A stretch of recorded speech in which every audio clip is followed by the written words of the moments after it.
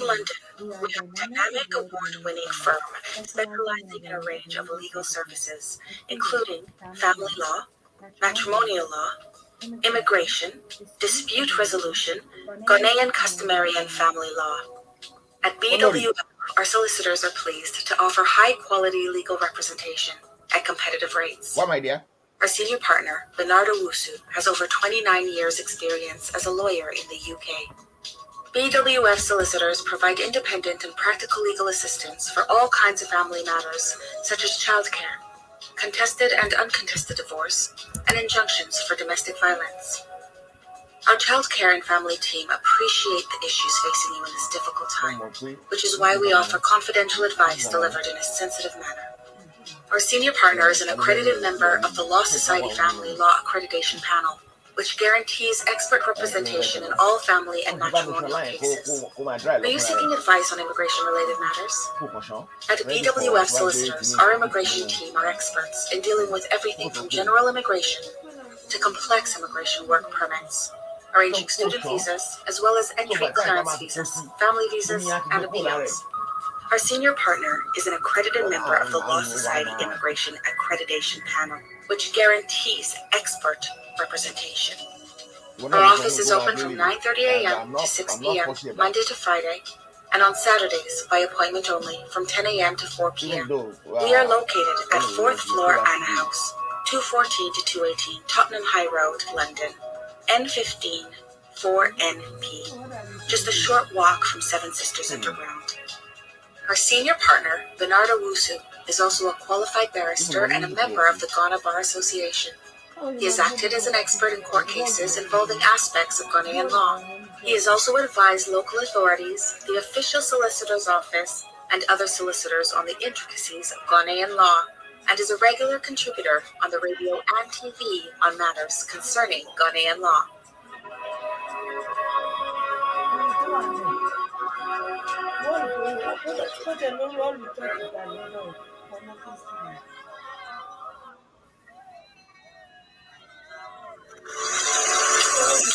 Victon Estates provides professional and reliable service to landlords, investors, and tenants.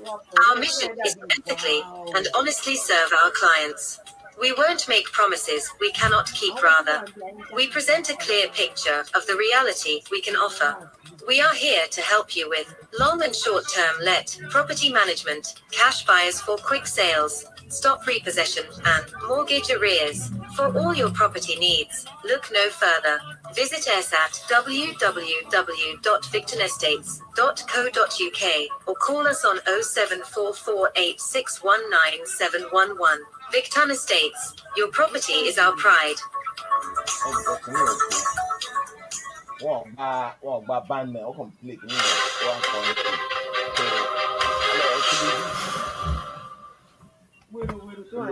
This is sad. This is sad.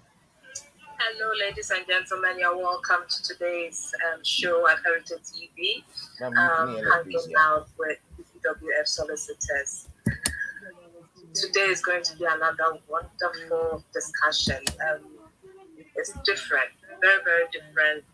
Our guest today is lawyer Eunice Achampo, partner at BWF Solicitors, who will be taking up today's topic, which is the EUSS Leave to Remain. How long can one stay outside the UK for?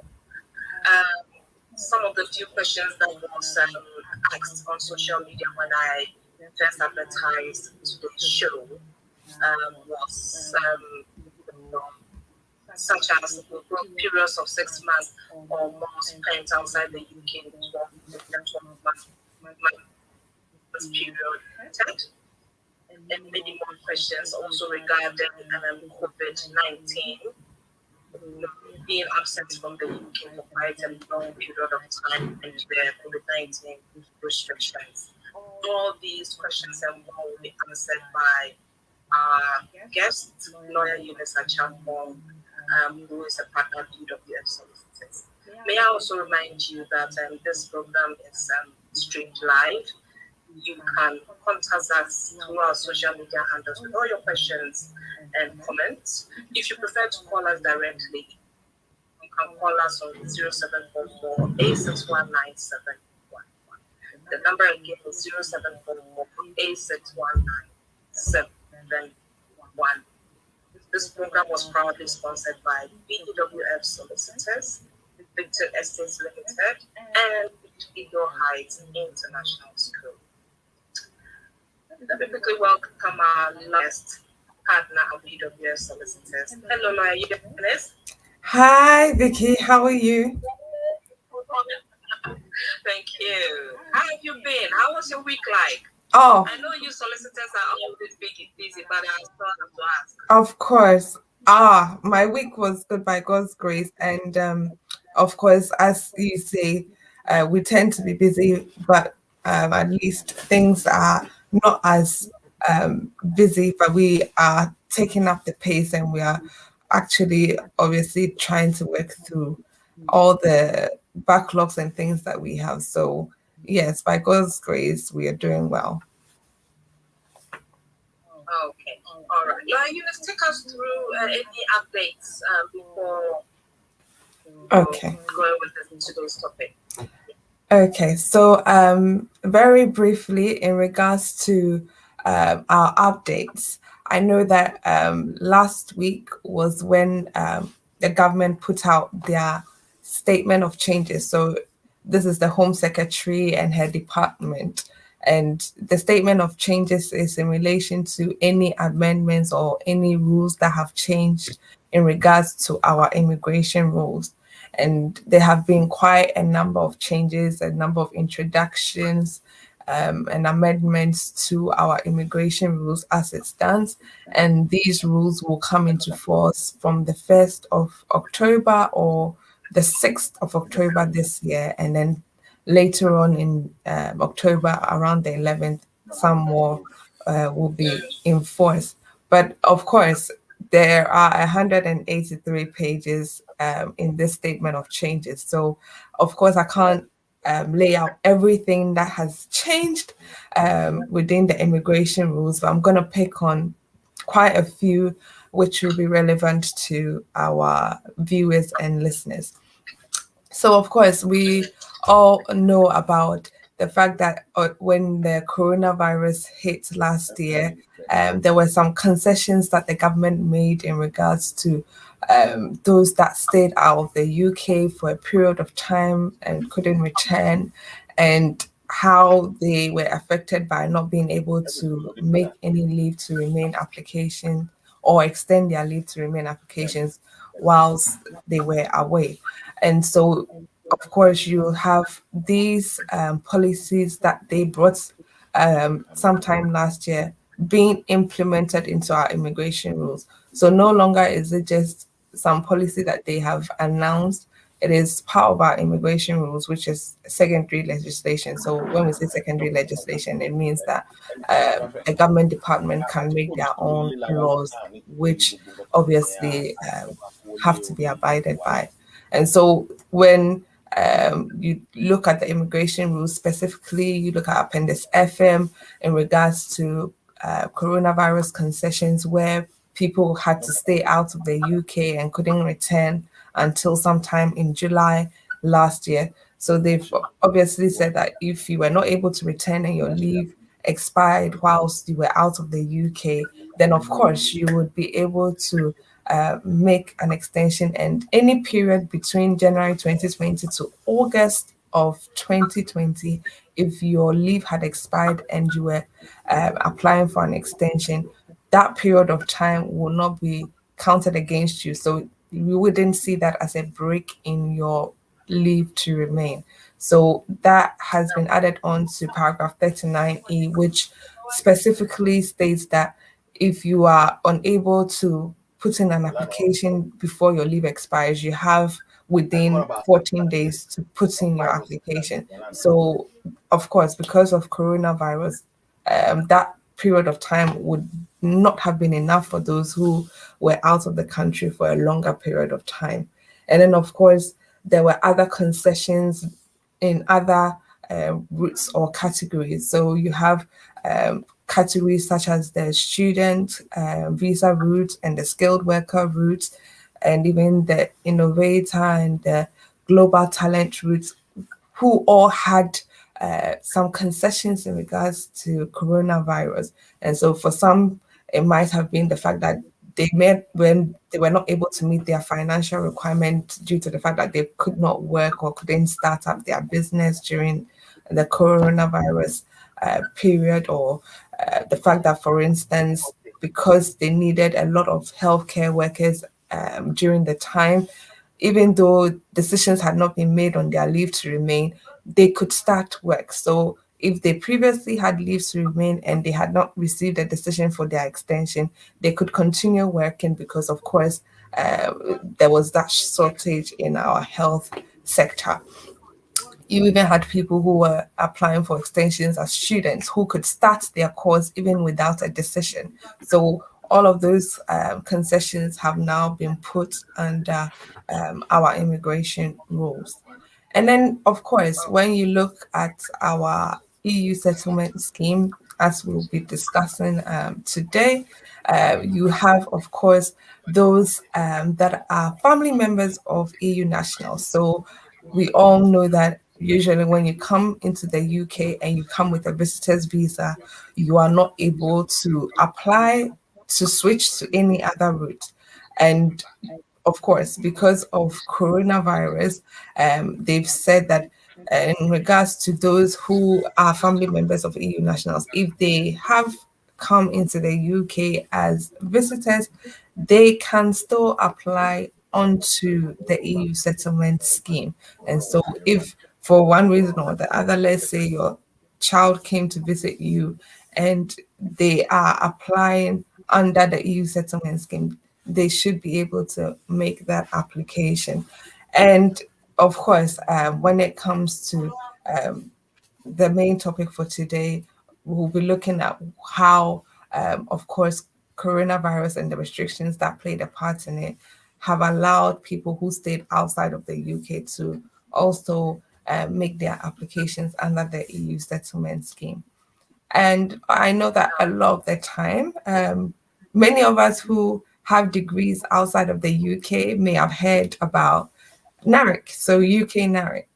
And when you're making any leave to remain application or application for indefinite leave or naturalization, um, you'll be asked to provide evidence of your English language in the UK. And of course, most of the time, we all know that UK NARIC is where to go to have that certificate assessed in order to find out if you meet the required qualification framework level, either at a level A1 or A2 or B1 or B2 or C1. You will have to meet either level depending on the route you're applying on. And as we used to know UK NARIC, now they have introduced a new establishment and its name is ECTIS. So no longer would they be referred to as UK NARIC, now it's called ECTIS. And ECTIS will be the main body assessing people's English language framework. So ECTIS is ECCTIS, and they will be the new body doing that assessment in terms of those who have degrees that they received outside of the UK. And of course, there are so many other amendments. So you have, the Afghan citizens or those that are applying to seek asylum here in the UK, and those who, of course, would be applying as dependents of Afghan citizens here in the UK. And of course, if you are in the troubled country right now and you are looking to make an application, of course, if you have a family member who is already here, under Part 7 of our immigration rules, it is looking at how those family members can even join just for that route exactly, to be able to join their family members through a leave to remain application, but also the introduction of you applying for indefinite leave to enter really helps, because there is no way that you would be able to say that you'll be returning to such a country which is in so much turmoil at the moment. And so it helps that at least these family members can also apply under this route. So there are quite a few amendments and changes and introductions, and as time goes on, if there's something that catches my eye that is relevant to us, I will let it out and then make our viewers and listeners very much aware. Everybody that wants to do rally should keep on doing their rally. So regarding today's topic, what is a continuous qualifying and undergraduate? Okay, so when you look specifically at our Appendix EU, a lot of the time, I think that those who are still family members of EU nationals, or EU nationals themselves, or even those that have retained their right, and those that would say are primary carers of EU national children or British children, are those that would usually be applying for leave or indefinite leave to remain under the EU settlement scheme. And then you also have British nationals who have gone to live outside of the UK with their family members over a period of time and would be returning to the UK. And of course, they have an extended period of time to put in their applications under the EU settlement scheme. But of course, when we look at the fact that we had this deadline of the 30th of June 2021, a lot of people were worried about that deadline. I was asked by somebody, oh, does it include the spouse of an EU national? And I said, yes, it includes anybody who is a family member of an EU national. So regardless of whether you are the child or you are the parent or the spouse, the EU settlement scheme was introduced as a way to protect all EU nationals and their family members, and all those that the EU treaty covered, so that at least they would not be found wanting once the UK left the EU, which we all know happened in January 2020. So, of course, the EU settlement scheme is for every person who was previously covered under our EU regulations 2016. And so, of course, yes, we know the 30th June deadline has passed, but they have also said that if you have reasonable grounds for which you were not able to make the application, you can still put in the application. So there isn't now a new deadline that you have to have put in the application by. And so all these categories of people who need to apply to the scheme will be either granted limited leave to remain, which is for a period of 5 years. And then some of us who obviously have continuous residence here in the UK for 5 years would be applying for indefinite leave to remain in the UK. And so, of course, when we look at that continuous qualifying period, it is to say that you want to be able to show that as much as possible, you have completed that continuous period of less than 5 years. So less than 5 years could be a year, 6 months, 1 month, 2 years, 4 years. And then, of course, that would warrant an application for limited leave to remain under Appendix EU. And if you are somebody who is saying that has lived in the UK for more than 5 years, or you have lived in the UK for a continuous period of 5 years or more, then of course you will be looking to make an application for settled status, which is indefinite leave to remain. And so the reason why it is continuous is because there are certain breaks that will be counted against you if you are not able to meet that periods of time, such as staying out of the UK for a period of more than 6 months or a year or more, or the fact that maybe you had your leave revoked or cancelled, or that you were imprisoned for an offense or sentenced to either a period of 3 months, 6 months, or even the fact that they may have deported you. And so all these things can break a person's residence here in the UK. So, of course, we want to look at how we can meet that continuous qualifying period assessment so that when it comes time for you to make that application for settled status or for indefinite leave to remain under Appendix EU, you have no issues at all.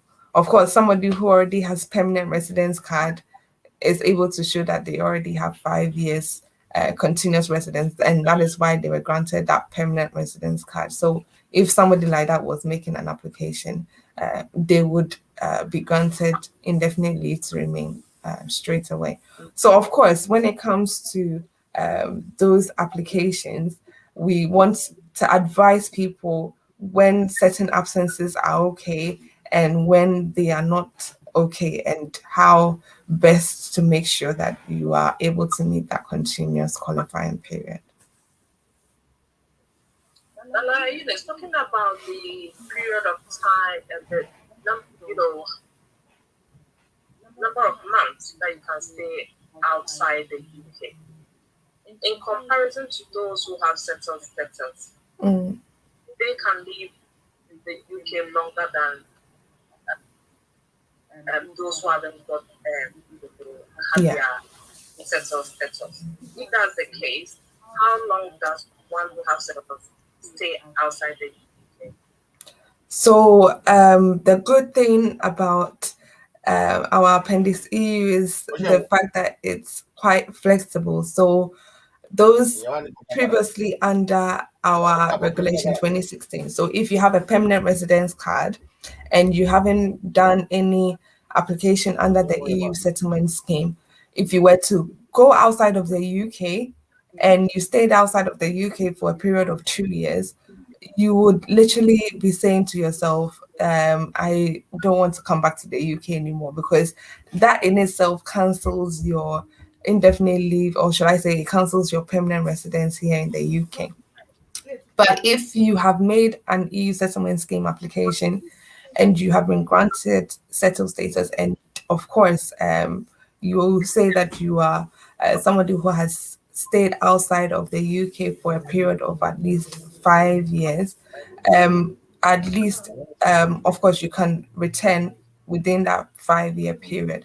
But if it's more than that 5 year period, then of course you are saying that you have broken that period of residence and you have to make an application as a returning resident coming back to the UK. So it's important that you don't stay out for more than 5 years. Oh, ladies and gentlemen, just joined us today. EU settlement scheme leave to remain. How long can one stay outside the UK for? And with me is lawyer EUSS Leave, partner at BWF Solicitors. If you want to contribute to the program or send in your comments, please do so on all our social media handles: Facebook, YouTube, Periscope, Twitter, all our social media handles. You can log us live at BWF Solicitors Facebook. This program is sponsored by BWF Solicitors, Vicky Limited, and Legal Morning, my Heights sister. International. If you prefer to call live on this program, the number is 0744 8619 711. The number again is 0744 8619 711. I'll be expecting your calls and your contributions. Lawyer EUSS. Hi. Yes. Yes. I've got a question here from Nelly. I went to Germany in January last year while I was pregnant. I was having a difficult pregnancy and needed the help of my mother who lives in Germany. Things did not go as planned, and I had the baby prematurely at 26 weeks old. My mother helped nurse and care for the baby. I didn't return to the UK until January 2021. I was told about the EU settlement scheme, so I applied in April 2021. As I am a German national, I didn't go for biometrics. I have not heard from them since. What do I do? Okay. So we have somebody who obviously is saying that they left the UK for quite some time. So she says from January 2020, and she only returned in January 2021. So this is looking at a period of at least 12 months or more. And of course, if you are an EU citizen and you are saying to yourself, well, I've now made this application for this EU settlement scheme, and now I don't know, they haven't said anything, they haven't responded to me, what do I do? Of course, like I said, most of the time when you look at those that make the applications, it has to do with those that are EU nationals and their family members. And for her, because she even made the application before the 30th of June deadline, at least she is within that grace period that they gave. And so, of course, she would have done the application either by app, because for most EU nationals, their application could have been done on their phone. So as long as you downloaded the UK IV app, you would have been able to download the app and then do the application and everything on there. And so usually what happens is that once you've done what the necessary checks and you've completed the application online, you can then go ahead and then wait for a certificate of application. And then once the certificate of application has been granted, you wait for them to make their decision. Of course, it's supposed to be very straightforward, but because I think that they've had to deal with a lot of their backlog, they haven't been able to really make decisions as quickly as they should. And so in this case, I would say that because it's almost 6 months, she said she made it in April. So I'm guessing that, of course, it's almost 6 months since the application was done. I can bet you that if they haven't made a decision now and they haven't brought any email correspondence, then this is where you need to prompt them. So she can either put in a complaint to say that she hasn't heard anything from them since she made the application in April of this year. And of course, if she did the application through a lawyer, they could put in a pre-action protocol just to let them know that they have overdone their 6-month period and therefore they need to obviously let us know what the decision is. Of course, I'm not sure whether she uploaded any documents, and if she didn't, then maybe the caseworker working on the case would need to request for further documents. And that's what usually happens once a PAP has gone through. So if they don't have enough evidence to make their decision, they would request for further documentation within a 14-day period to be able to make their decision. And in this case, because she said she was out of the country and she was obviously a nursing mother who had difficulty in her pregnancy and needed the help of her mother, this will be seen as a reasonable excuse under Annex 1 of the Appendix EU, where she can say that because of the fact that she had complications and the fact that the baby came early, all of this led to her staying out of the UK for a period of 12 months. And obviously, she will need to provide that evidence if she was in Germany and she had gone to a hospital or any medical antenatal medical centers, she would need to provide all of that evidence to them, so that, of course, that period which she was out of the UK will not be counted against her. So she hasn't really said how long she's lived in the UK for, but providing that evidence will help in them making the assessment whether to grant her pre-settled status or settled status. It's a shame. Great. I've got another question from Gregory. Say, dear lawyer, thank you for this program. It's very, very educative. You get to learn a lot of information from this.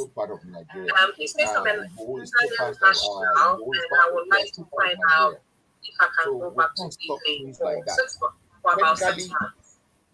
We even I have some work there. we making name for him. I was doing, and will come for some time and go again after 3 months. By trying to So say that you affects shouldn't me go when there, I'm going for my we're making him popular. We're making Okay, so with Greg, of course, if you are saying that you are somebody who lives here in the UK and you are resident here, I'm wondering why you need to go back to Italy to go and work. Sometimes it baffles me because I'm thinking to myself, most of the time people say that it's because of the work that they come here. So then I'm thinking maybe it's some self-employment that they used to have, and so they need to go and finish up on business, as it were.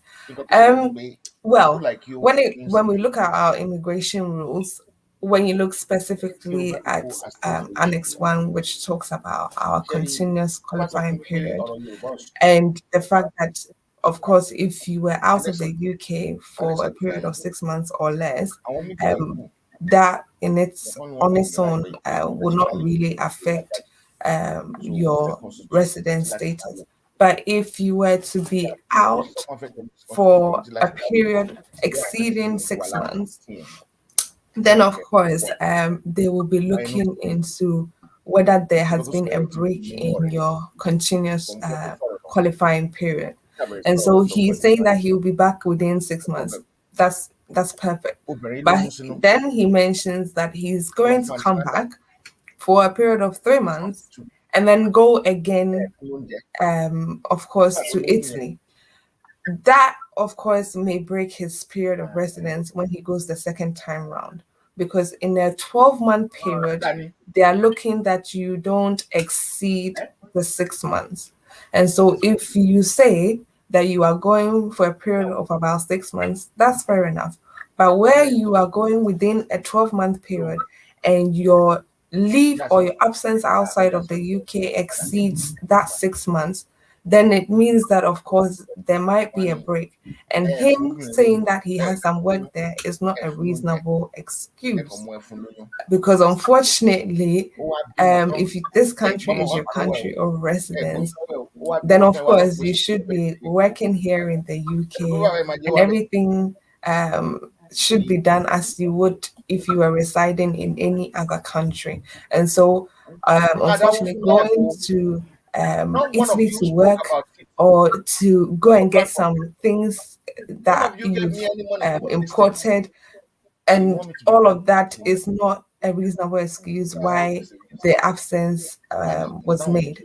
And so, of course, you want to be looking at how best to make sure that when you're out of the UK, the reasons are quite reasonable. It would have been different if he said, okay, I have my brother there. My brother has fallen ill. I need to go and take care of my brother. And of course, whilst you are there, maybe one thing led to another. There were complications.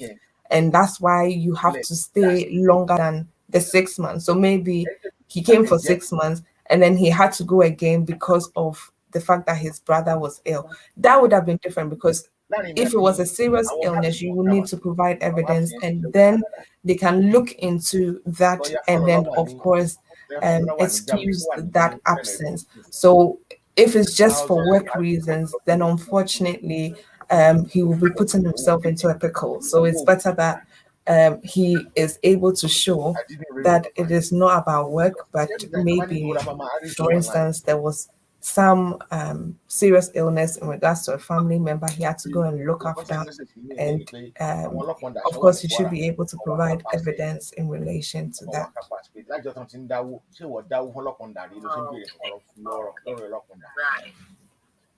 I hope he listens to your advice because it's so painful when you have stayed in this country legally. Then when it gets to when you have to go in for your indefinite, meaning there will not be any restrictions on you in the country, and because you've been we're raising funds staying. Yeah. It looks like if the period of your stay in the country is less than you staying in Italy, it's going to affect your indefinite to remain. It's so sad. So I hope that takes your advice seriously. must not share anything they share with us. Yeah, Lawyer Eunice, this person was saying I went to Spain last year, early March, when the pandemic broke and when the travel restrictions were put in place. I was not able to return to the UK. I only came back to the UK in September 2020. I didn't know I had to apply under the EUSS. Can I still apply to get my certificate? Wow. Okay. So in this case, you have somebody who obviously was out of the country and was no fault of hers. And so, of course, she came back when she could, or he came back when he could. And they didn't know that there was an EU settlement scheme going on.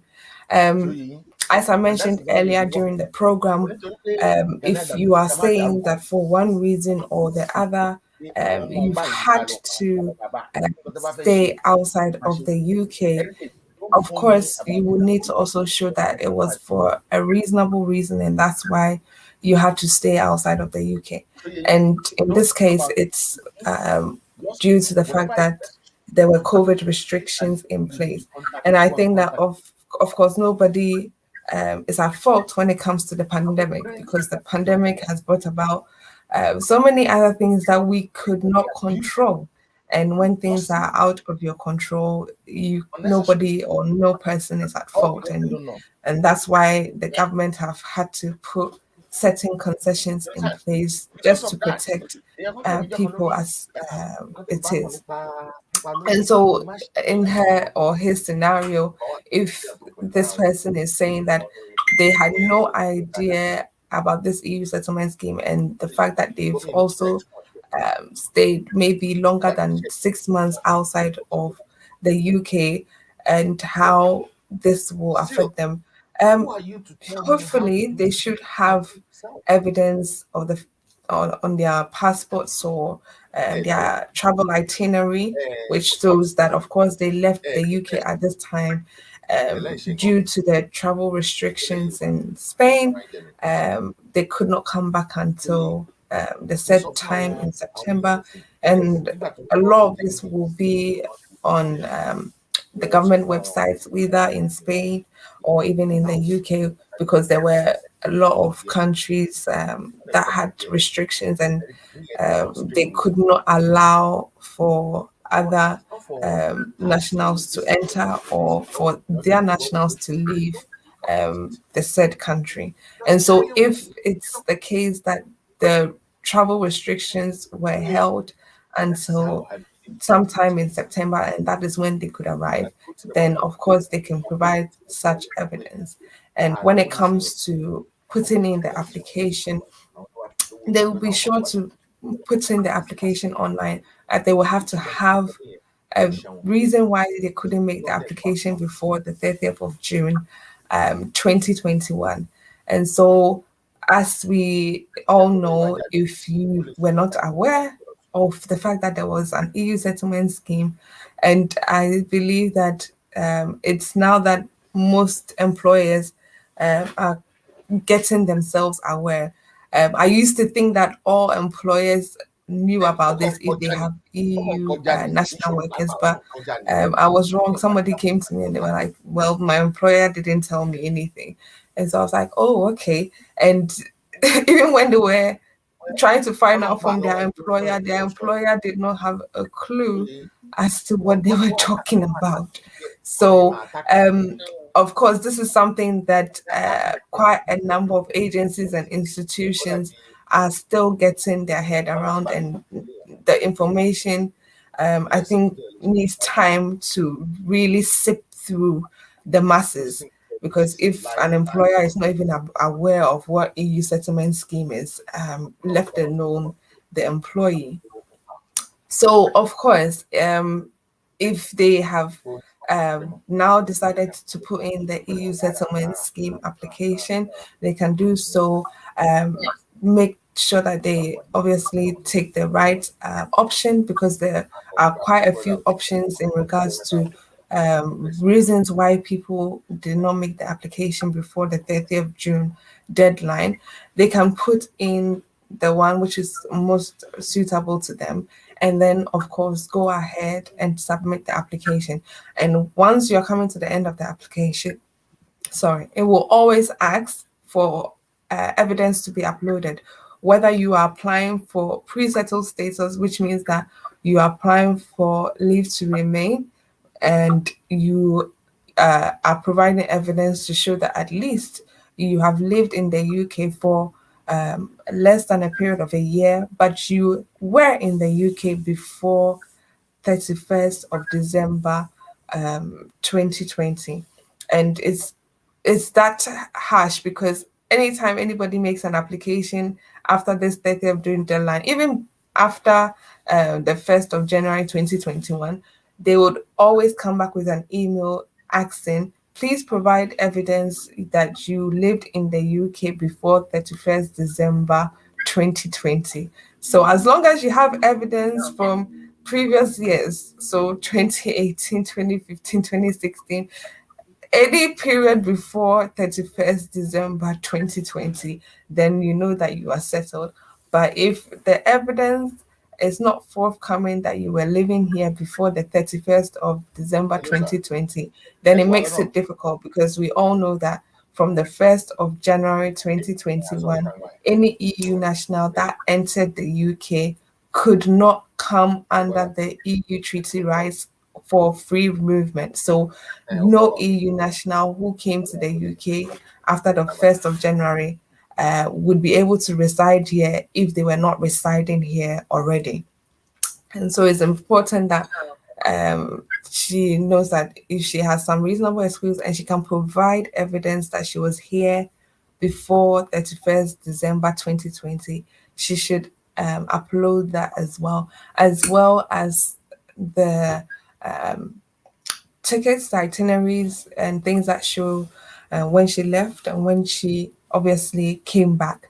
And of course, once that has been included or that has been added on to the scanned documents, they will look at that and then forgive any period of absence. And of course, you have a lot of EU nationals who would have used their time wisely. So even if they were doing some sort of short course whilst they were in Spain or whatever, that could also be seen as a reasonable excuse for not being in the country. And I know quite a few students who were not able to return because, of course, there was a pandemic. And so if you had something in relation to any sort of study, that also could be seen as some reasonable excuse why you were not able to return to the UK. Wow. No, Eunice, in the absence of any other questions, I just wanted to ask this. I just need your honest opinion. Has it become easier this time around for people to regularize their stay in the UK? Because I'm having this notion that it looks like there are so many avenues as compared to a couple of years ago. I think. What's your take on that? Okay, so it's quite a broad question. If I'm looking at it from the perspective of a lawyer who is now looking at our immigration rules, of course, the introduction of our points-based system. So it's not as if we didn't have that before under tier 2, tier 4, tier 5. But of course, we now have an introduction where those that are even coming into the UK as skilled workers have different options available to them. And especially when it comes to the healthcare sector, that in itself has created a boom, because as soon as Brexit was announced, I think that a lot of EU nationals that were working within that sector began to leave. And so that didn't help the care sector. So, of course, you realize that there was a reduction in the workforce and they needed people to fill up those vacancies or those spaces very quickly. And a lot of the time, you are looking to people close to you or in the country. And so even with the skilled worker visa, you should be able to show that you have made every effort to advertise to people in the country before going out there to get somebody to help in the workforce. And so even now, when you look at our skilled worker routes, those in the EU are looked at more favorably because the fees that they will pay are half of the fees that somebody outside of the EU would pay for any of the skilled worker or student categories. And so, of course, that in itself has created a variety of areas in which a person can apply. And I'll say that, of course, coronavirus and the fact that the restrictions played a big role has helped people put in applications that they wouldn't necessarily be able to put in. So like I was saying at the beginning, there were people who would have put in visit visas application. They couldn't return to their country of origin. They had to stay longer than the 6 months. And the government was saying, well, if you have family members here, either a spouse or a child, you can put in an application. Or if you believe that you can switch on to the student or the skilled worker route, you can do so. And it was not heard of. And I think that it created an avenue for so many people who were in the country who had visit visas, and this was like their prayer answered because they could see their a way out, and they could see that they could make those switches without having to return to their country. And so that was very helpful. And I know that currently those on visit visas can still apply for assurance, or they can still apply for an extension up to the 30th of September this year, because you have countries that are still on the red list and amber list, and they are looking to revamp their listing, that's as they say. And so if that creates further restrictions, they might look into extending that period of time in which visitors who are here in the UK can obviously have their visit or their leave extended for. And we all know that you can't exceed a 6-month period once you come for a visit here in the UK. And the fact that they can extend it for you is great news. Of course, you should have reasonable reasons why you would want that extension. You can't just ask for an extension. You should have a very good reason, and of course, it will be extended up to the period of time for which you believe you are requesting. So, of course, now that we have these concessions in place, that has also helped a whole lot of people as well. In terms of those that were already in the UK before the pandemic, it may not have helped them so much because they were still in the UK before the pandemic came. But for those who came during the time of the pandemic or whilst the pandemic was ongoing, of course, they've had to benefit from all of this, and let's see how things turn out.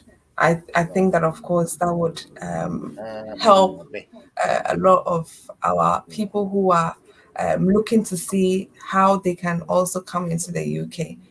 But for those who were already here before the pandemic hit, I guess you can say that they wouldn't think it has been favorable to them. But we thank God that at least some people have been able to also benefit from it.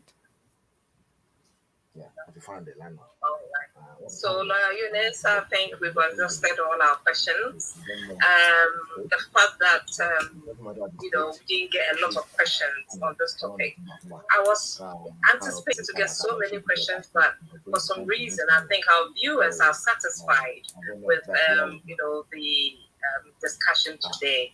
Your explanation, points raised, advice given, and how you answered all those questions that came in. So I believe that everybody's happy with whatever was discussed today. So Eunice, if you could please quickly summarize and give your details if someone wants to get in touch with you. Okay. So we've been discussing how long a person can stay outside of the UK if they are applying to the EU settlement scheme.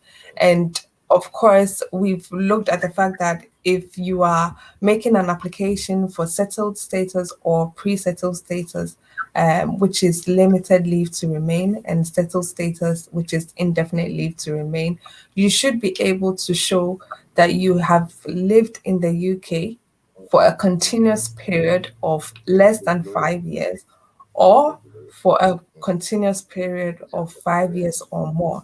And so, of course, if you have evidence that you've resided in the UK for a continuous period of 5 years or less than 5 years, you would be able to put in that application.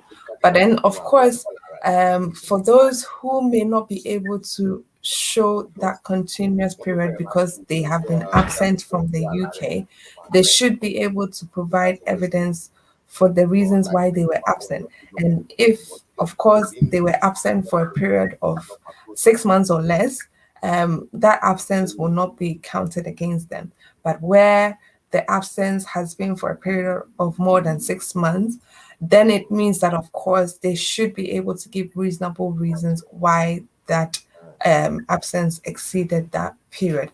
And not every reason is reasonable. So you going out there to work or to go and get some products or whatever it is may not be a reasonable excuse why you left the UK. But at least if you are able to show that you had some serious illness, or you were taking care of somebody who was seriously ill, or you had to go because you were having complications with your pregnancy or due to childbirth or studies, then of course that period of absence may be forgiven you.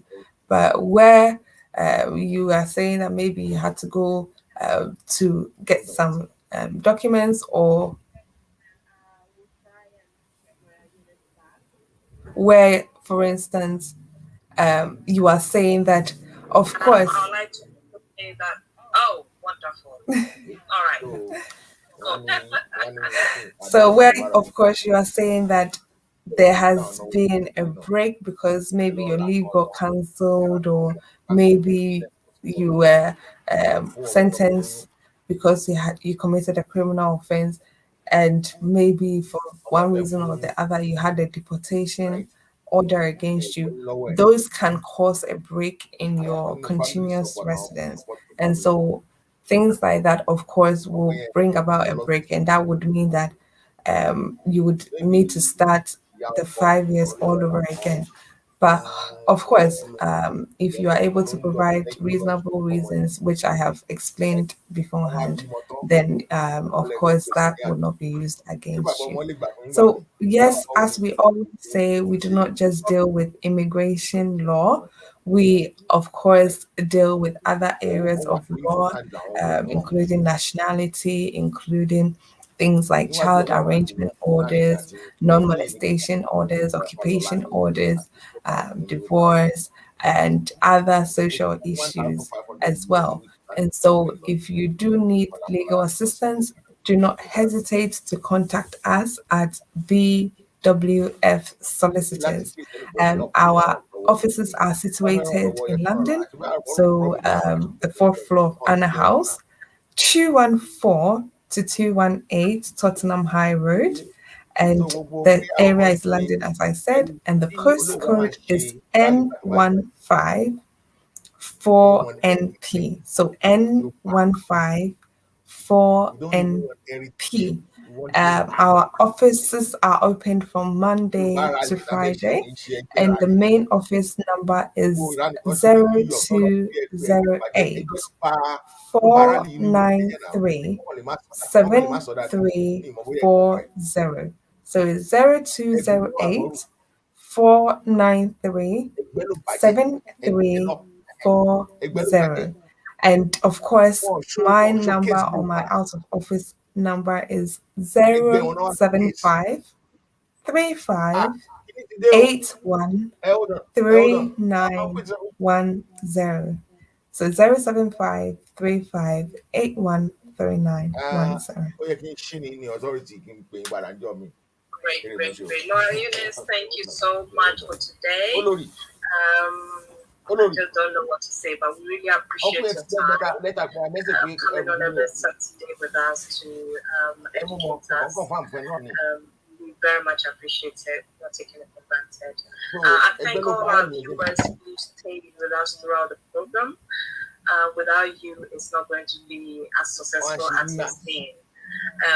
Also saying a big thank you to all those who sent in their questions as well. As Lawyer Eunice has given her details. If you have any further queries or concerns or questions, please do not hesitate and get Lawyer Eunice on the details that she's given you.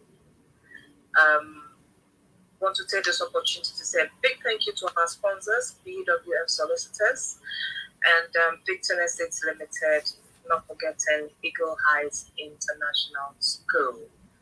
Until we meet again next week, same time with another interesting topic, take care of yourself and enjoy the rest of your week. Bye-bye.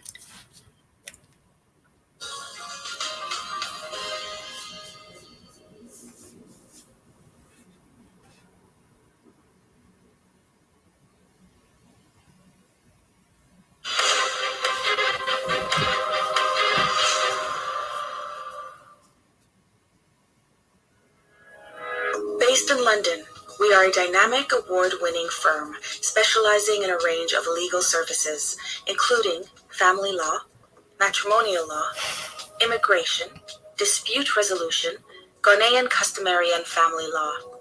At BWF, our solicitors are pleased to offer high-quality legal representation at competitive rates. Our senior partner, Bernardo Wusu, has over 29 years' experience as a lawyer in the UK. BWF Solicitors provide independent and practical legal assistance for all kinds of family matters, such as childcare, contested and uncontested divorce, and injunctions for domestic violence. Our childcare and family team appreciate the issues facing you in this difficult time, which is why we offer confidential advice delivered in a sensitive manner. Our senior partner is an accredited member of the Law Society Family Law Accreditation Panel, which guarantees expert representation in all family and matrimonial cases. Are you seeking advice on immigration-related matters? At BWF Solicitors, our immigration team are experts in dealing with everything from general immigration to complex immigration work permits, arranging student visas, as well as entry clearance visas, family visas, and appeals. Our senior partner is an accredited member of the Law Society Immigration Accreditation Panel, which guarantees expert representation. Our office is open from 9:30 a.m. to 6 p.m. Monday to Friday, and on Saturdays by appointment only from 10 a.m. to 4 p.m. We are located at 4th floor Anna House, 214 to 218 Tottenham High Road, London, N15 4NP, just a short walk from Seven Sisters Underground. Our senior partner, Bernardo Wusu, is also a qualified barrister and a member of the Ghana Bar Association. He has acted as an expert in court cases involving aspects of Ghanaian law. He has also advised local authorities, the official solicitor's office, and other solicitors on the intricacies of Ghanaian law and is a regular contributor on the radio and TV on matters concerning Ghanaian law.